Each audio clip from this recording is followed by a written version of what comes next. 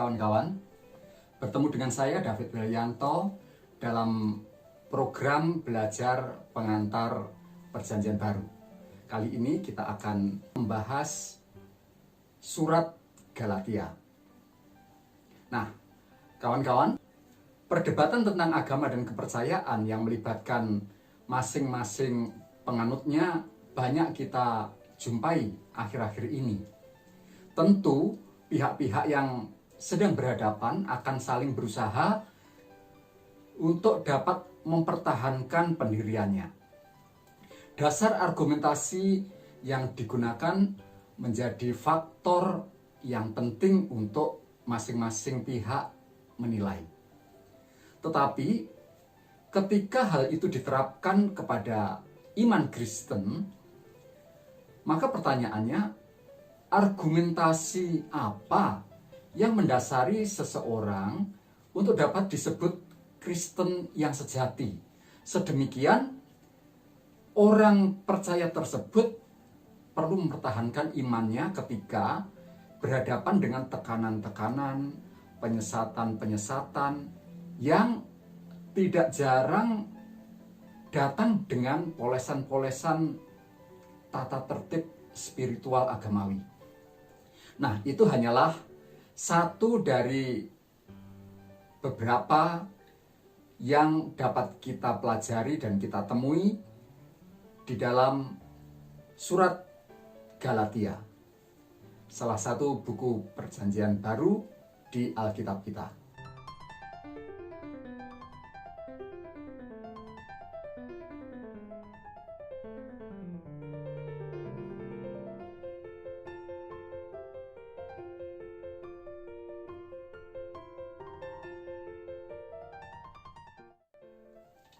Apa pentingnya surat Galatia?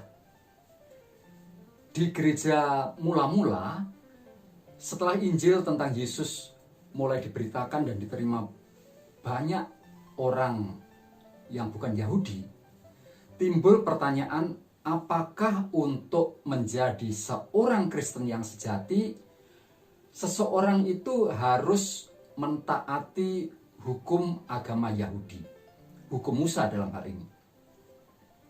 Saat terjadi pemisahan antar Yudaisme dan kekristenan, maka surat kepada jemaat Galatia tidak diragukan lagi membantu memperjelas solusi masalah itu.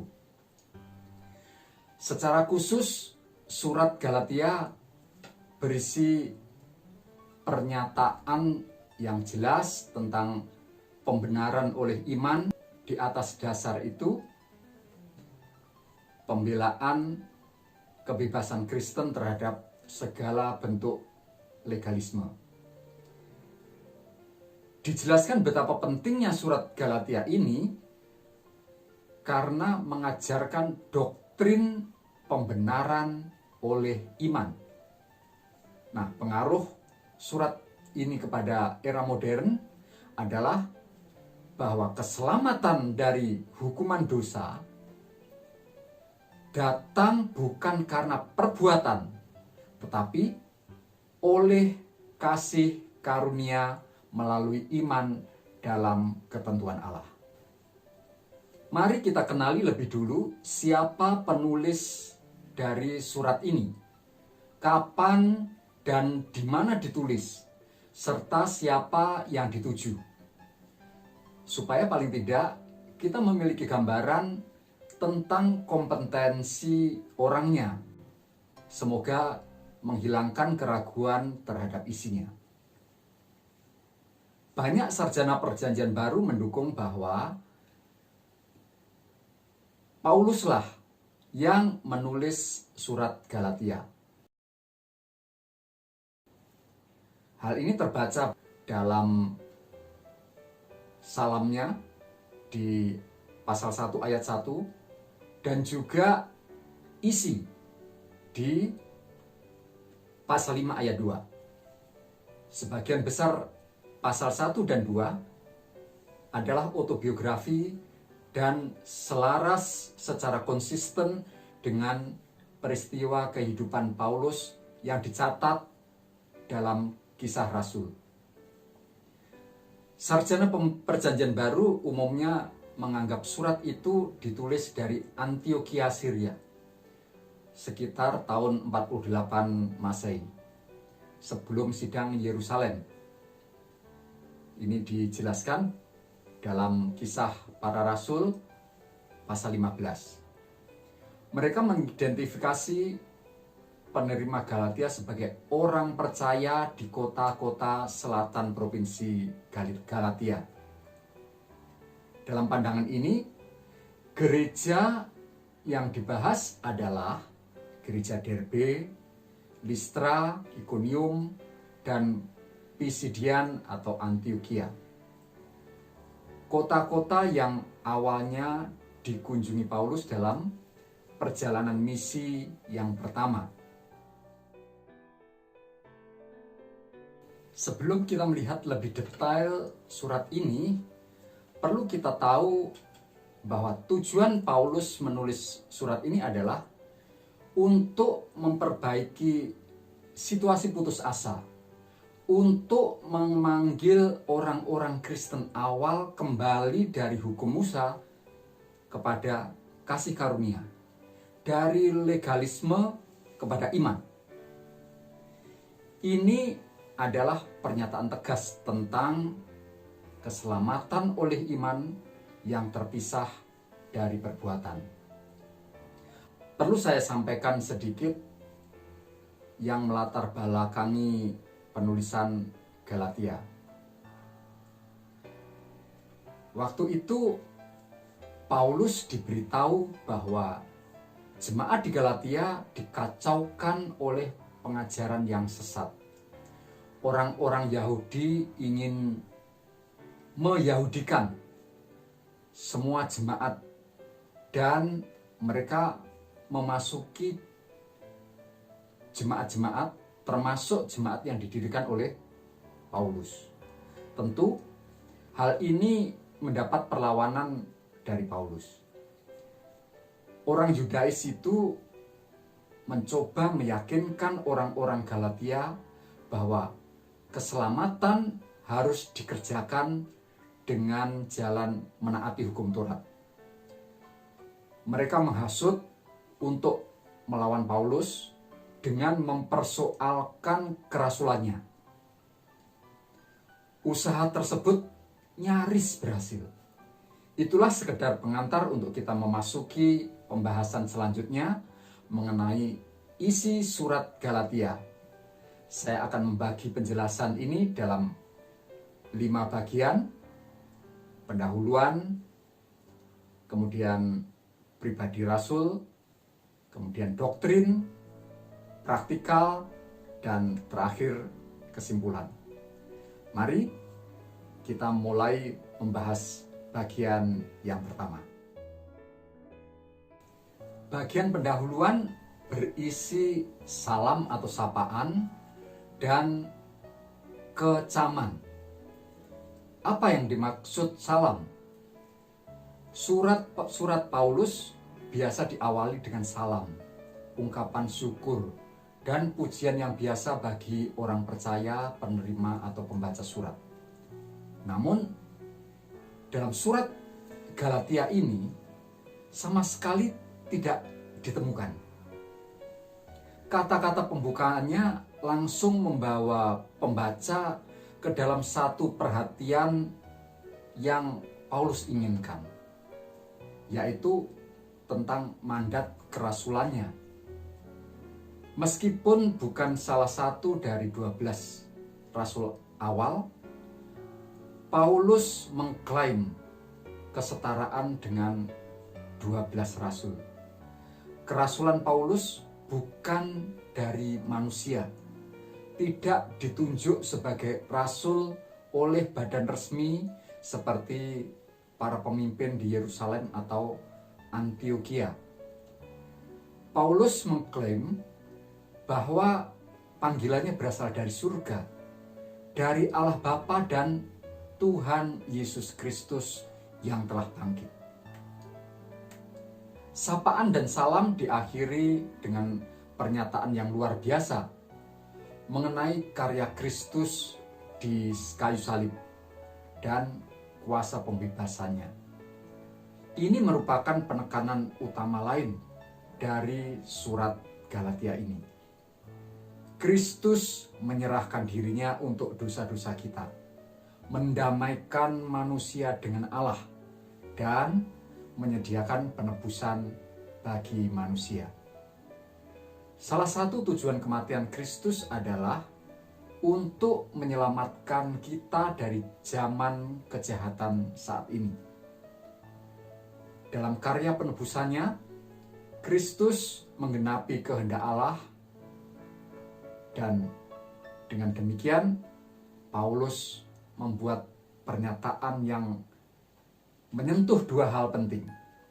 Yang pertama, menegaskan kerasulannya dan menyatakan dasar keselamatan manusia terletak semata-mata pada pekerjaan Kristus dan bukan pada pekerjaan manusia manapun. Bagian selanjutnya dari pendahuluan adalah kecaman. Pada ayat 6 Paulus melampiaskan keheranan dan kemarahannya atas pembelotan orang-orang Galatia. Galatia menghadapi masalah teologis yang serius berupa kemurtatan doktrinal. Mereka sedang dalam proses untuk berpaling dari kebenaran, meninggalkan kebenaran. Dan itu terjadi begitu cepat setelah guru-guru palsu mulai mengerjakan pekerjaan yang berbahaya bagi mereka. Galatia memeluk Injil yang lain, yang berbeda, Injil yang palsu. Paulus bersikeras bahwa Injil legalisme yang menambahkan pekerjaan pada iman bukanlah Injil. Bukan Injil yang sama yang ia beritakan dan yang dengannya mereka diselamatkan. Itu sebenarnya upaya untuk memutarbalikkan Injil Kristus yang sebenarnya. Paulus sadar guru-guru palsu sedang bekerja mengganggu jemaat Galatia. Paulus dan Barnabas pernah memberikan peringatan penghakiman ketika mereka berkhotbah kepada orang-orang Galatia. Paulus mengulanginya lagi. Jika ada yang memberitakan Injil yang berbeda, yang dimaksud adalah guru-guru palsu, dia akan berada di bawah penghakiman kekal. Tidak sulit untuk memahami mengapa Paulus bereaksi begitu keras, karena kaum Yudais ini yang memberitakan Injil yang berbeda ini, mereka adalah menentang salib. Nada surat kasar Paulus tidak untuk mendapatkan pengakuan atau pujian manusia. Jika sang rasul ingin menyenangkan manusia, ia akan tetap menjadi orang Farisi, pendukung hukum Taurat, daripada memilih menjadi seorang pelayan Kristus atau hamba Kristus. Saudaraku, bagian pertama ini kiranya memberikan kewaspadaan kepada kita terhadap adanya Injil yang lain. Upaya-upaya menambahkan perbuatan atau jasa sebagai syarat keselamatan. Kita lanjutkan pada bagian yang kedua. Bagian besar yang kedua adalah tentang hal-hal pribadi berkenaan dengan pembelaan otoritas Paulus seperti tertulis pada pasal 1 ayat 11 sampai dengan pasal 2 ayat 21. Di bagian ini Paulus membahas secara detail, rinci tantangan terhadap otoritasnya sebagai rasul dengan menyatakan bahwa dia tidak bergantung pada para rasul Yerusalem. Dia dikenal oleh para rasul, dan kemudian pembahasan tentang Paulus menegur Rasul Petrus, pimpinan para rasul yang terkenal itu. Mari kita kupas satu persatu, diawali dari bagian ini. Dia tidak bergantung kepada para rasul. Ada 4 hal yang kita bahas di sini, bisa dilihat pada layar, dan kita lihat bagian ini dulu.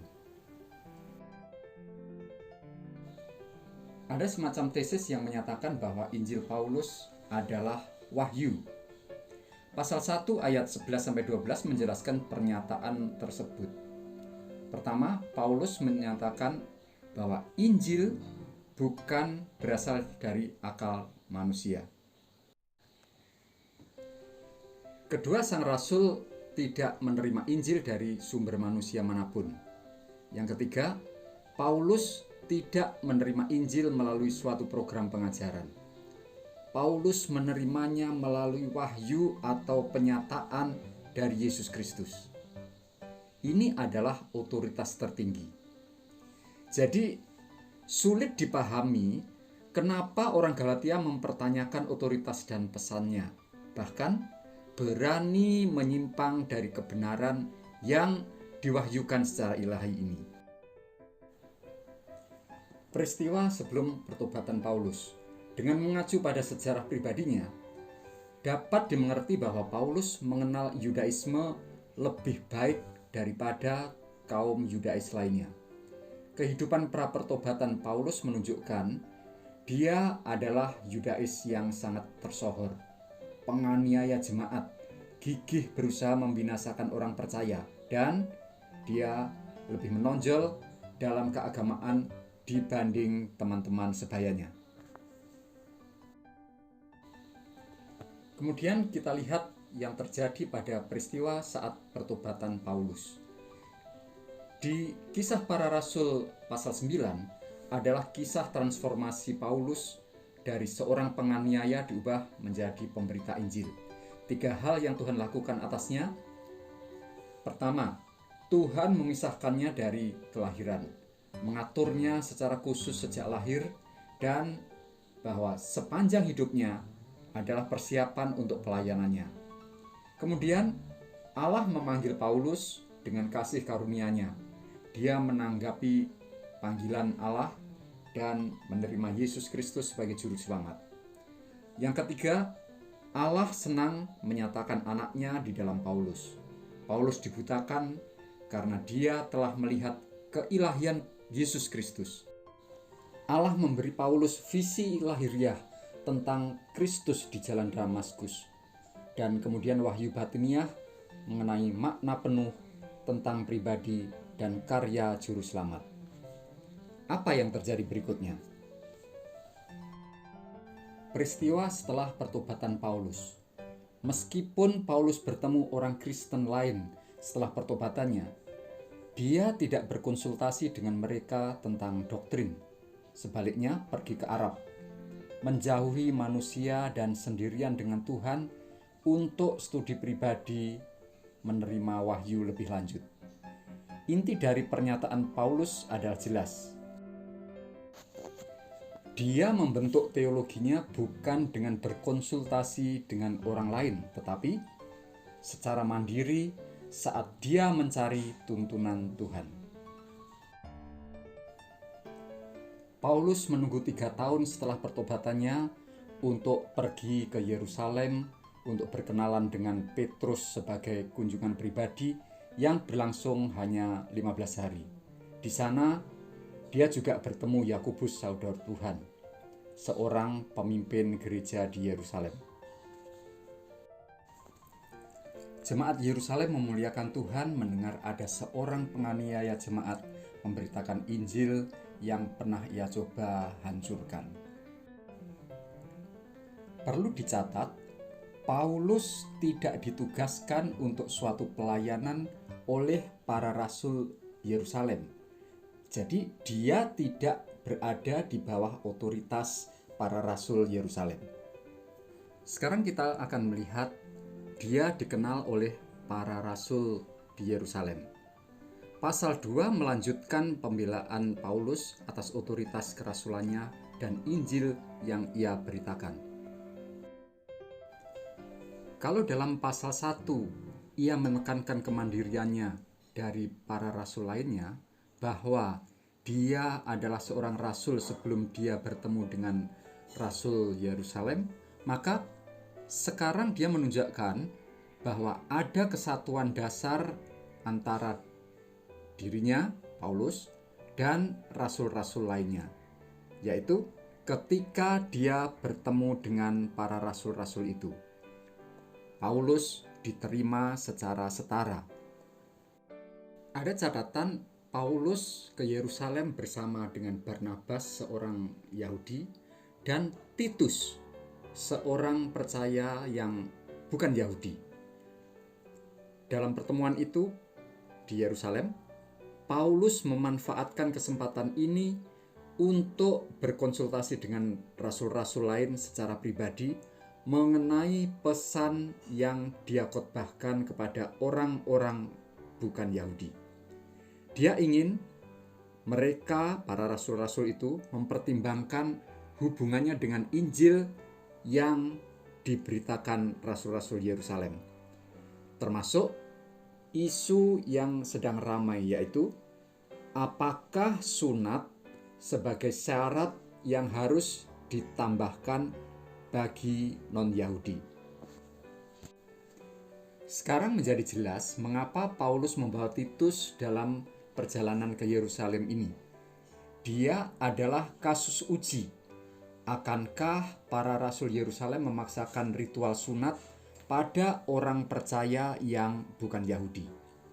Rasul menyatakan bahwa kebenaran ini ditegaskan di Yerusalem karena Titus tidak dipaksa untuk disunat, meskipun dia orang Yunani.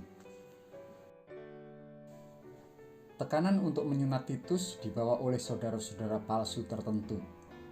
Mereka adalah orang-orang Yudais yang slogan utamanya ditemukan dalam Kisah Para Rasul 15 ayat 1. Jika kamu tidak disunat menurut kebiasaan yang diajarkan Musa, kamu tidak dapat diselamatkan.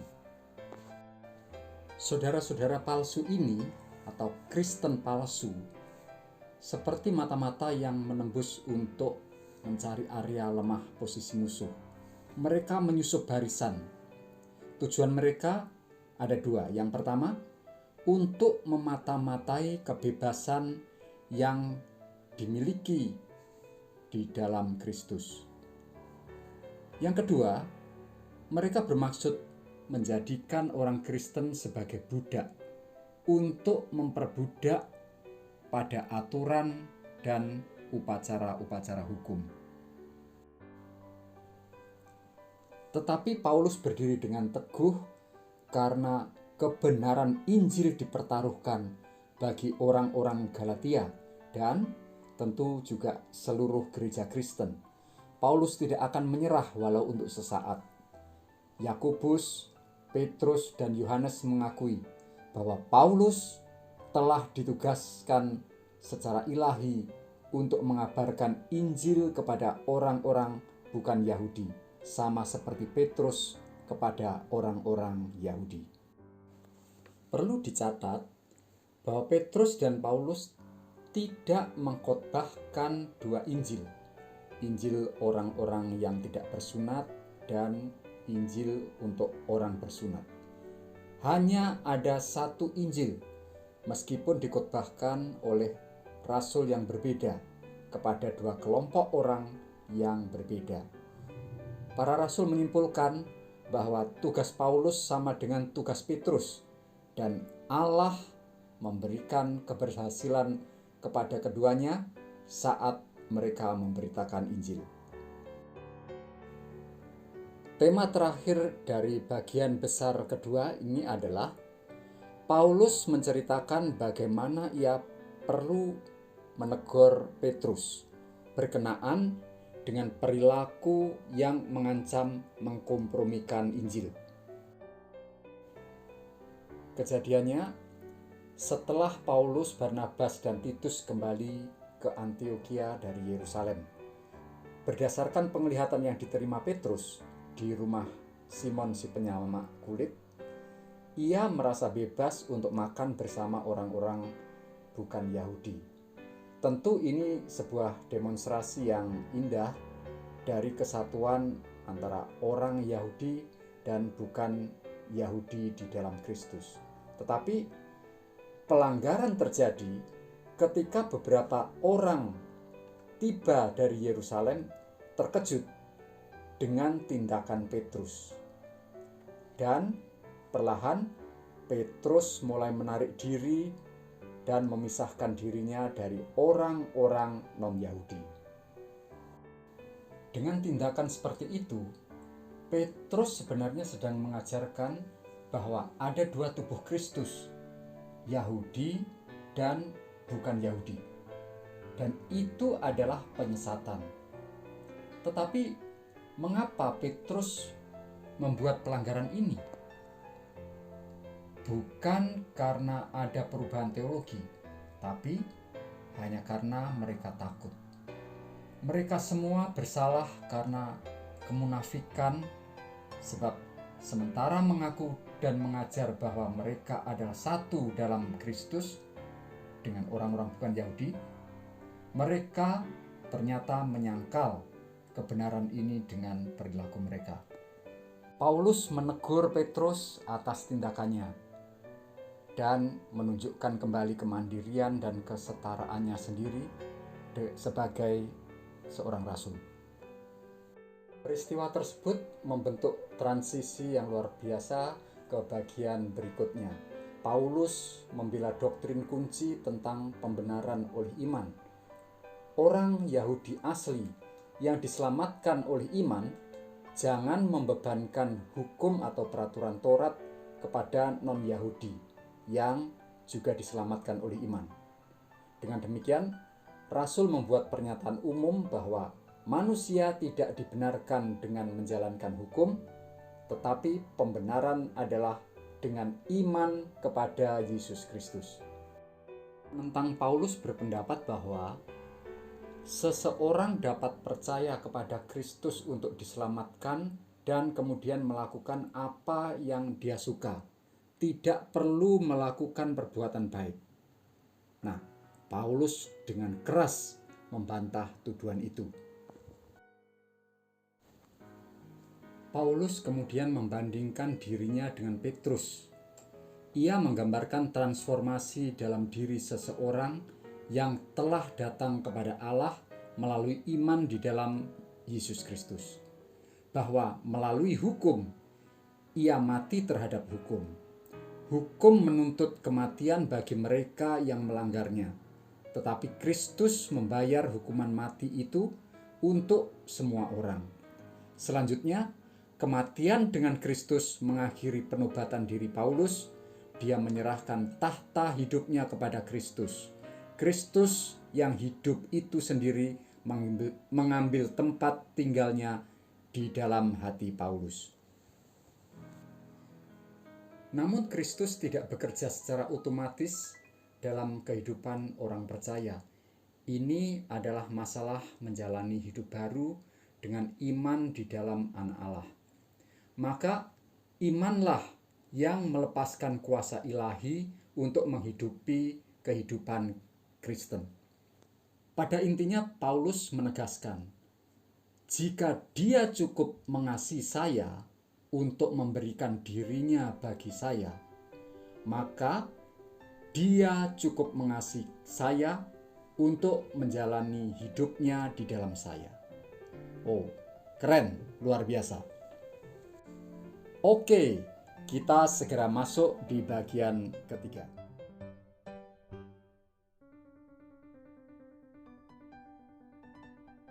Pada bagian ini kita akan membahas tentang doktrin, yaitu pembelaan tentang pembenaran oleh iman. Kita akan membaginya dalam dua bagian, pembenaran doktrin di pasal 3, kemudian ilustrasi doktrin untuk pasal 4. Mari kita masuk pasal 3 yang akan berisi pembenaran doktrin. Terbagi dalam 7 kelompok tema, dan kita masuk tema yang pertama adalah pembenaran doktrin berdasarkan pengalaman orang Galatia. Paulus memprotes jemaat Galatia karena mereka telah disihir sedemikian rupa tanpa alasan. Mata mereka telah dialihkan dari salib kepada hukum.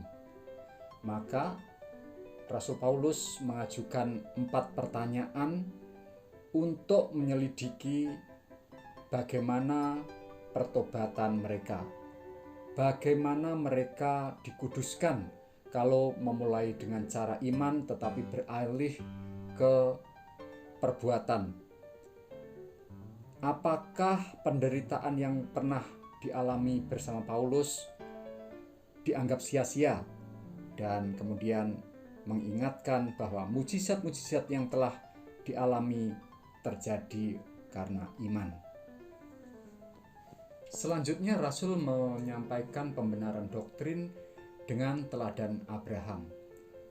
Kaum Yudaizer mengklaim memiliki perjanjian lama, terutama memandang Musa sebagai guru mereka. Tetapi Paulus pergi berabad-abad lebih jauh ke belakang, bahwa sama seperti Abraham diselamatkan oleh iman, demikian pula mereka yang sekarang mengaku sebagai anak-anak Abraham memiliki iman, dan mereka menerima berkat pembenaran. Berikutnya dengan melihat dampak hukum Taurat.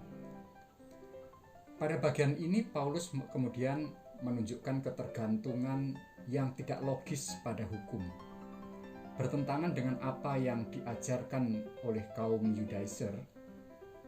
Hukum tidak dapat membenarkan, itu hanya bisa mengutuk.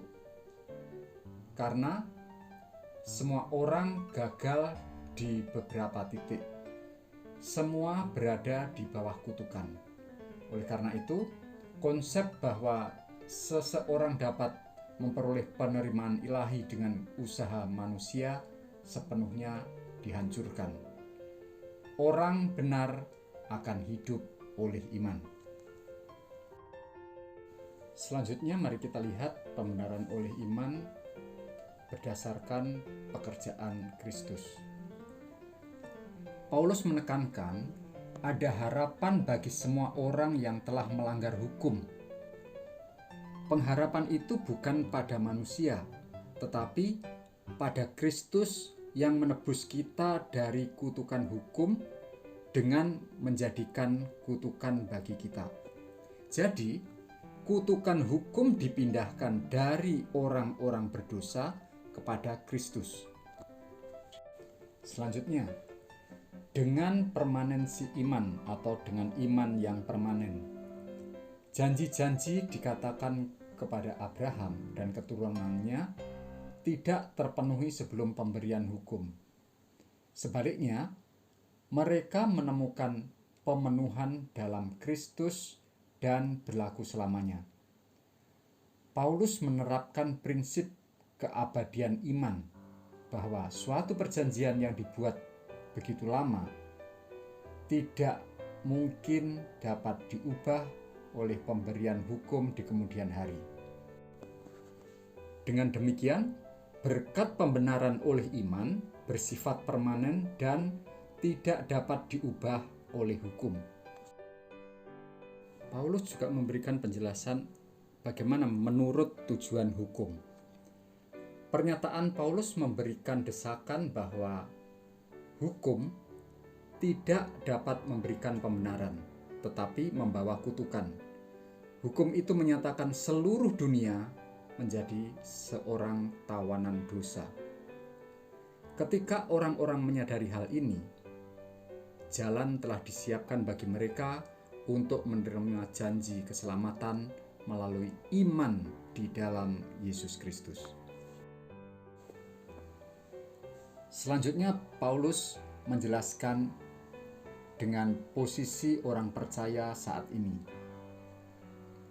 memberikan seruan pribadi bagi orang-orang Galatia untuk tidak kembali kepada perbudakan. Pembenaran Paulus atas doktrin pembenaran oleh iman mencapai klimaks di bagian ini ketika ia membandingkan posisi orang berdosa yang dibenarkan dengan apa yang telah ia alami di bawah hukum. 3 perubahan dicatat.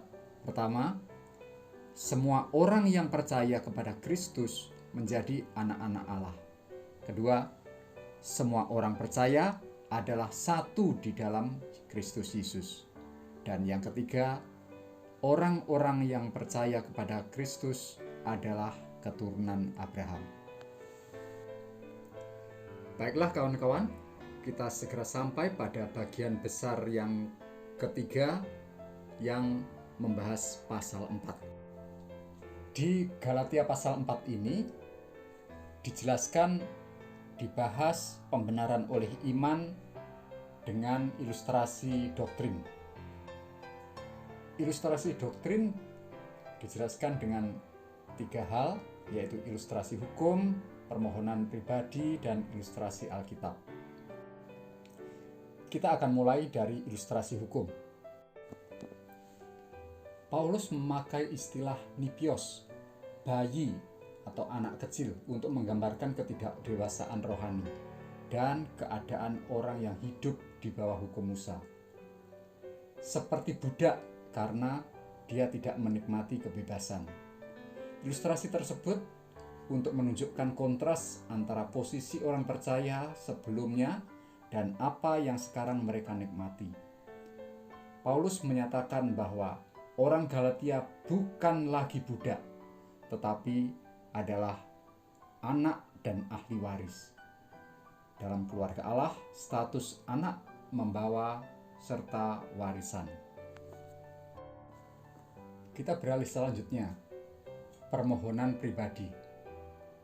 Paulus menghimbau jemaat Galatia untuk tidak beralih kembali ke legalisme. Paulus heran, orang Galatia ingin berbalik pada roh-roh atau prinsip-prinsip dunia. Paulus menyerukan untuk mengingat hubungan mereka. Paulus menantang jemaat Galatia agar bersikap seperti dirinya, yaitu bebas dari hukum. Lalu himbauan untuk mempertimbangkan sikap Paulus terhadap orang-orang Galatia. Ketika Yudaiser giat berusaha memisahkan Paulus dan Galatia, Paulus menyapa lembut, "Anak-anakku yang kekasih." Paulus merindukan orang-orang percaya ini diubah menjadi mengambil bentuk gambar Kristus. Bagian ini kita akan segera akhiri dengan ilustrasi Alkitab. Ada 3 hal yang dibahas di sini. Yang pertama dengan fakta sejarah, kemudian penafsiran alegoris, dan aplikasi pribadi. Menggunakan fakta sejarah, Paulus sangat ingin mengembalikan jemaat Galatia kepada kehidupan di bawah kasih karunia. Paulus mengingatkan bahwa Abraham memiliki 2 putra. Ishak lahir dari Sarah, wanita merdeka. Sementara yang lain, yaitu Ismail, lahir dari Hagar, seorang wanita budak. Menurut hukum dan adat kuno, status seorang ibu mempengaruhi status putranya. Paulus selanjutnya menggunakan peristiwa sejarah kedua ibu tadi sebagai alegori. Dengan demikian, ia membandingkan narasi dengan konflik antara Yudaisme dan kekristenan. Aplikasi pribadi, Paulus membuat 3 perbandingan. Kelahiran Ishak disamakan dengan orang Kristen sebagai anak-anak yang dijanjikan. Penganiayaan Ismail terhadap Ishak disamakan dengan oposisi guru-guru palsu terhadap orang-orang percaya. Tindakan Abraham mengusir wanita budak dan putranya disamakan dengan jemaat Galatia yang harus menjauhkan prinsip-prinsip perbudakan. Bagaimana kawan-kawan? Jadi makin terbuka pengertian kita kan? Ikuti bagian berikut ini. Sekarang kita masuk bagian besar keempat tentang hal-hal praktis pertahanan kebebasan Kristen. 4 tema yang terpampang pada layar akan menjadi pembahasan kita, dan kita akan mulai. Yang pertama yaitu kehidupan yang terpisah dari hukum. Paulus sangat menentang teologi Yudaistik yang bersikeras bahwa sunat diperlukan untuk keselamatan. Makanya Rasul Paulus kemudian menghimbau kepada jemaat Galatia dan mengingatkan, beralih ke hukum berarti menghancurkan kasih karunia, membuat manusia berhutang, membuat jatuh dari kasih karunia, menghalangi kemajuan orang percaya, dan menghapus karya salib. Jemaat Galatia harus berdiri teguh dalam kebebasan karena telah dibebaskan dari perbudakan. Berikutnya adalah kehidupan yang terpisah dari perjanjian. Paulus menuntut orang-orang Galatia untuk tidak menggunakan kebebasan mereka sebagai kesempatan untuk kehidupan dalam dosa. Mereka harus saling melayani dalam kasih. Jemaat Galatia juga harus hidup menurut roh. Ketika seorang Kristen menyerah pada kendali roh, janjinya adalah bahwa dia tidak akan memuaskan keinginan dari sifat berdosa. Paulus menekankan bahwa kehidupan yang saleh tidak dijalankan di bawah aturan-aturan hukum Taurat, tetapi adalah kehidupan yang dipimpin oleh roh. Seorang Kristen memiliki natur berdosa yang sama seperti yang dia miliki sebelum keselamatan. Dia mungkin menjadi mangsa dosa-dosa yang dihasilkan oleh natur jika dia tidak hidup melalui roh. Rasul Paulus kemudian memperingatkan orang-orang Galatia bahwa mereka yang hidup menuruti dosa-dosa kedagingan tidak akan mewarisi kerajaan Allah. Selanjutnya Paulus membuat daftar dosa yang bisa dikelompokkan dalam 4 macam, yaitu imoralitas seksual, kemudian dosa yang berkaitan dengan agama, lalu kejahatan kebencian, dan yang keempat digolongkan pada kejahatan yang berkaitan dengan alkohol. Pada perkembangan rohani selanjutnya, orang percaya tidak perlu mempertunjukkan perbuatan daging. Sebaliknya, dengan kuasa roh, ia dapat mewujudkan 9 rahmat yang terkenal dengan buah roh. Penting untuk diperhatikan bahwa buah roh itu tidak dihasilkan oleh orang percaya, tetapi oleh Roh Kudus yang bekerja melalui seorang Kristen. 9 rahmat atau buah roh itu dapat dikelompokkan menjadi 3 kelompok kebajikan. 3 kebajikan pertama adalah kebiasaan pikiran yang sumbernya berasal dari Tuhan, yaitu kasih, sukacita, dan damai sejahtera. 3 kebajikan yang kedua adalah menjangkau orang lain yang didasari dengan kasih, sukacita, kedamaian, yaitu kesabaran, kemurahan, dan kebaikan. 3 kebajikan yang terakhir memandu perilaku umum orang percaya yang dipimpin oleh roh, yaitu kesetiaan, kelemah lembutan, dan penguasaan diri. Setiap orang percaya dinasihati untuk terus melangkah mengikuti roh. Orang percaya bebas dari hukum Musa dan memiliki kebebasan dalam roh, tetapi ia harus mengenapi hukum Kristus, dan ini dapat dilakukan dalam kuasa roh. Kehidupan seperti itu melibatkan pelayanan pengorbanan yang ditujukan kepada orang-orang Kristen yang berdosa, orang-orang Kristen yang terbebani, kepada gembala dan pengajar, dan kepada semua orang. Kita sampai pada akhir pembahasan surat Galatia, yaitu pasal 6 yang merupakan kesimpulan.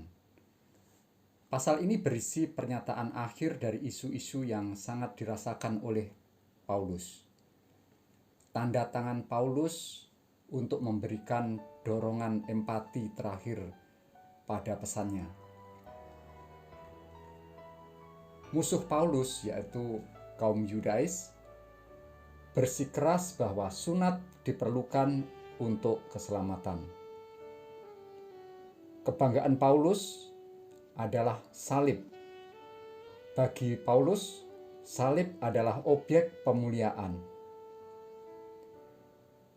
Berkat Paulus adalah dia meminta masalah yang menyoal panggilan kerasulan dan Injil yang diberitakan untuk diakhiri. Paulus menunjuk pada bekas luka di tubuhnya yang disebabkan oleh penganiayaan demi Kristus. Nah, kita telah belajar pengantar perjanjian baru, khususnya surat Galatia.